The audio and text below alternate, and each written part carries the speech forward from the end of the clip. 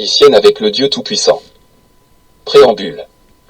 En ce moment décisif de notre histoire, le peuple haïtien proclame solennellement sa volonté de rompre avec toute forme d'alliance contraire à la volonté divine et de sceller une alliance sacrée avec le Dieu Tout-Puissant, créateur de l'univers et souverain de toutes les nations.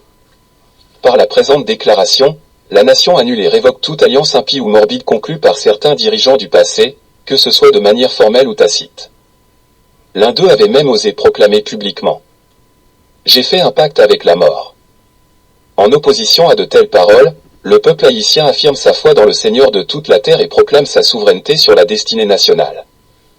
La nation haïtienne reconnaît l'autorité suprême de Dieu sur sa vie, son avenir et ses institutions, et s'engage à marcher dans la lumière de sa parole, à observer ses commandements et à rechercher sa bénédiction sur la République d'Haïti, sur ses dirigeants et sur tout son peuple.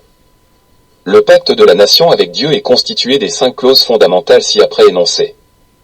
Première clause de la devise nationale. Article 1 de la devise nationale et de la confiance en Dieu. La République d'Haïti reconnaît comme devise nationale l'idéal fondateur, liberté, égalité, fraternité, expression de la dignité et de la justice entre tous. Dans l'héritage du drapeau, la proclamation « L'union fait la force » rappelle la solidarité du peuple haïtien. À ces 2 devises est ajoutée la proclamation « Dieu est notre force », affirmant la confiance de la nation en Dieu comme source de courage, d'espérance et de rectitude morale.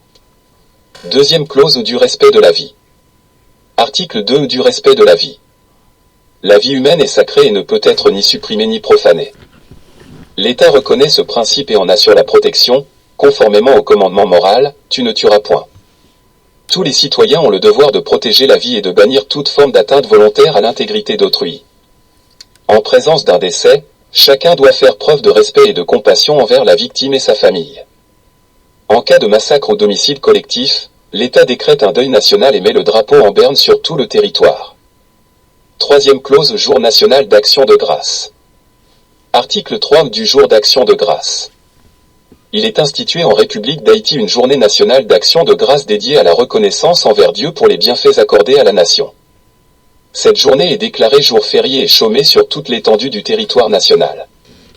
Cette journée est célébrée chaque année sur l'ensemble du territoire national et par les Haïtiens de la diaspora, dans un esprit d'unité, de gratitude et de solidarité. L'État, les institutions religieuses et la société civile y participent de manière harmonieuse et concertée, afin de favoriser la cohésion nationale autour de cette célébration. Quatrième clause moralité et éthique dans la gouvernance. Article 4 de la moralité et de l'éthique dans la gouvernance. La nation haïtienne réaffirme son engagement en faveur de la moralité, de la probité et de l'intégrité dans l'exercice du pouvoir public.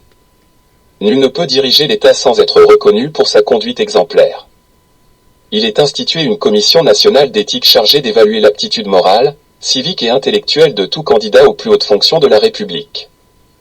Les critères d'évaluation sont uniformes pour tous les candidats, sans distinction de sexe, de croyance ou d'appartenance politique. La commission est composée de personnalités reconnues pour leur intégrité, leur impartialité et leur engagement envers le bien commun. Cinquième clause l'éducation civique et morale fondée sur l'héritage spirituel du peuple haïtien. Article 5 de l'instruction civique et morale. 1. Principe général. L'instruction civique et morale est obligatoire dans le programme officiel de l'éducation nationale afin de former des citoyens respectueux de la loi, animés par la solidarité, la tolérance, l'amour de la patrie et du bien commun. 2. Fondement moral et spirituel. Cet enseignement s'inspire des valeurs spirituelles, culturelles et historiques du peuple haïtien et s'appuie sur la tradition nationale qui avait reconnu l'étude de la Bible comme base de la formation morale et intellectuelle. 3. Contenu de l'enseignement. En continuité avec cet héritage, l'étude des Saintes Écritures, comprenant l'Ancien et le Nouveau Testament, est rendue obligatoire dans toutes les écoles publiques et privées, selon les modalités définies par la loi, tout en respectant la liberté de conscience et le droit des familles à demander un encadrement pédagogique adapté.